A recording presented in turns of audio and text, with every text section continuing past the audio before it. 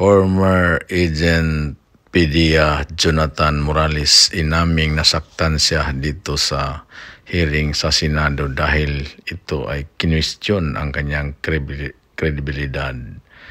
At grabe naman itong si Senador Jinggoy Estrada, parang hindi nag-imbestiga o hindi ito nagtatanong. Ito ay bigla na lang magagalit nito kay former Agent Jonathan Morales.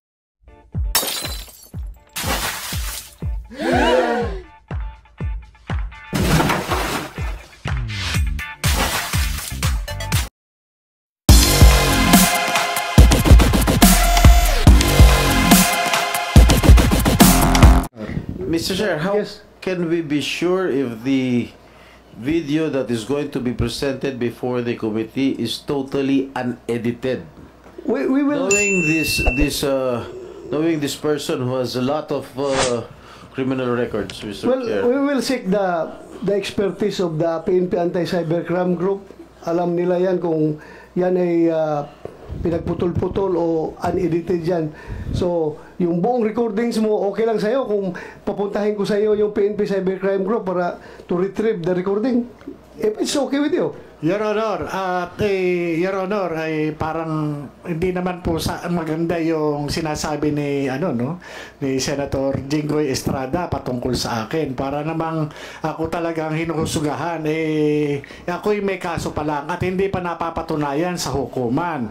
Hindi kagaya po ang ating butihing senador na-convict na po. Ay, wag naman po. Alam mo, Mr. Morales, Senator Jinggoy, please. huwag mong pakikalaman yung kaso ko. Problema ko yun. Yung kaso mo ang ayusin mo. Your Honor, ang kaso ko po, Your Honor, hinaharap ko naman po. Please, at ako hindi Order. Please, silence. Una, Mr. Morales, please do not question Senator Jinggoy dahil trabaho niya yan bilang senador at vice chairman ng committee na magtatanong sa iyo. Pero kung sinasabi mo na nasaktan ka dahil ikaw akusado ka pa lang, siya konbiktado na, tapos pinapalabas na masama ka, well, that's your opinion. Please, kasi insulting yan on the part of this committee. Hindi lang sa person ni Senator Jinggoy, pati ako as chairman, para bang harap-harapan, pinapahiya mo yung committee. Ako, I'm just advising you. Hindi ako galit sa'yo, just giving you a piece of advice. Si Senator Jinggoy ay nagpe-perform ng kanyang mandato as vice chairman of this committee. Kaya expect mo lang rin na magalit siya kung sinabihan mong ganon. And we expect also na yung opinion mo na ganon. Pero sana huwag tayo humantong sa personalan dito, ha. Mawawala tayo sa ating objective. Okay? Yes, Sir Honor. Patawarin niyo po ako at nabigla lang po refrain from doing those personal Mr. Chair, may we ask that the said statements be expunged from the records of this committee?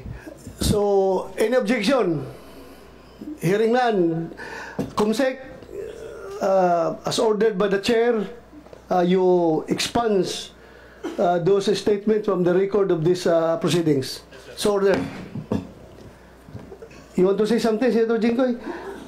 Are we done with si Mr. Santiago and Mr. Enriquez? Before I proceed with the question. Ganito, siya muna, tapos pagbigyan ko ito ang pangalawa kasi silang dalawa nakikita sa video, then afterwards sa kanilang dalawa,